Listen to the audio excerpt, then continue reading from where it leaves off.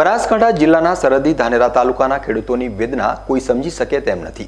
ચાલુ વર્ષ દરમિયાન રાયડાના પાકના ઉત્પાદનને લઈ ખેડૂતોએ કરેલા ખર્ચ જેટલા નાણાં પણ મળે તેમ નથી। ધાનેરા તાલુકાના મોટાભાગના ગામોમાં પાણીની અછત છે, જેના કારણે ખેડૂતો ચોમાસા ઋતુ કે પછી નજીવા પાણી સાથે ખેતી કરી રહ્યા છે। શિયાળા ઋતુ દરમિયાન રાયડાના પાકનું વાવેતર થયું હતું, જેમાં કમોસમી વરસાદ તેમજ પાણીની અછત અને પાકમાં પડેલ જીવાતના કારણે રાયડાનું ઉત્પાદન મળ્યું ન હતું। એક વીઘામાં જ્યાં 5 થી 6 બોરી રાયડાનું ઉત્પાદન મળતું હતું, એ જમીનમાંથી હવે કિલોની ગણતરી થાય તેટલો રાયડાનો પાક મળ્યો છે। બિલકુલ ઉત્પાદન ઓછું હોય અને પોણી એક બાજુ તો અસત અને રાયડો બિલકુલ નીચો થયો હોય, બરોબર। પણ કોઈ બી પાલબે એમ ખેડૂતને નથી। 1500 રૂપિયા તો ભાવ હોય તો ખેડૂતની પાલબે એમ બિલકુલ પાલબે એમ નથી। સંઘમાં પણ આ રાયડો લેવા તો લેતા નથી, બરોબર। અને એમ ગણો કે 4 વીઘામાં ખાલી 2 બોરી રાયડો થયો છે। બિલકુલ એમ ગણો કે પાલબે એવું ખેડૂતને કોઈક સરકાર એમ ગણો કે ભાવ સારા આપે અને એમ ગણો કે 1500 રૂપિયા આપે તો પોવા એમ જ કશું પોવાતું એવું નથી। શું કારણ બન્યું ઉત્પાદન ઓછું મળ્યું? ઉત્પાદન તો ઓછામાં ઓછું કારણ મૂળ એમ ગણો કે પોણીની અછત, બરોબર। આ સાલ મૂળ મેલો ને એવું બધું થયું એટલે મૂળ ઓછું મળ્યું હોય ઉત્પાદન।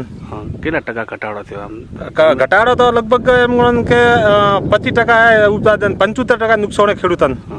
હા, બિલકુલ ખૂબ નુકસાન। ધાનેરા તાલુકાના ખેડૂતોની રજૂઆત સાંભળવા કોઈ તૈયાર નથી। રાજકીય નેતાઓ પોતાની વાહવાહી કરવામાં મસ્ત છે, તો બીજી તરફ પાણીની સમસ્યા હલ કરે તેવું નેતૃત્વ ધાનેરા મત વિસ્તારને મળ્યું નથી।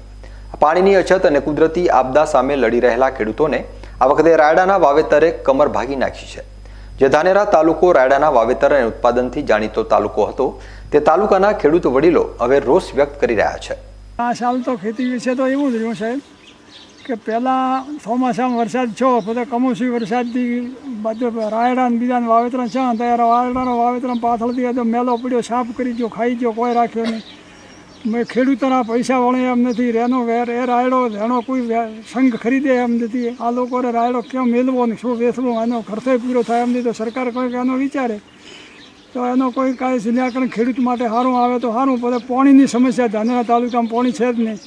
એક તો પાણી રીતે સમસ્યા હતી, બીજી ઉપરથી પડતા ઉપર પાટું બાકી ગયા, તો ખેડૂત માટે તો ઘણું અઘરું હોય।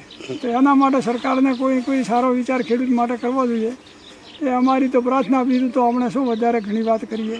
પાણીની મોટી સમસ્યા ધાનેરા તાલુકામાં પાણી છે જ નહીં, તો પાણી હોય તો કદાચ કોઈક વાવેતર બીજું કરી શકે। હવે ખેડૂત જીવન જીવવું એ તો મોટી તકલીફ જેવી વાત છે। ખેડૂતને બીજી આશા શું હોય? આ રાયડાનું બિયારણ કઈ રીતે દેવું, કોઈને આપવું લેવા એમ નથી। કોઈ બિયારણમાં કેટલું મોંઘું બિયારણ હોય, એ વાયુ ખાતર ન છો એને કોઈ પૈસા વળતર મળે એમ નથી ખેડૂતને।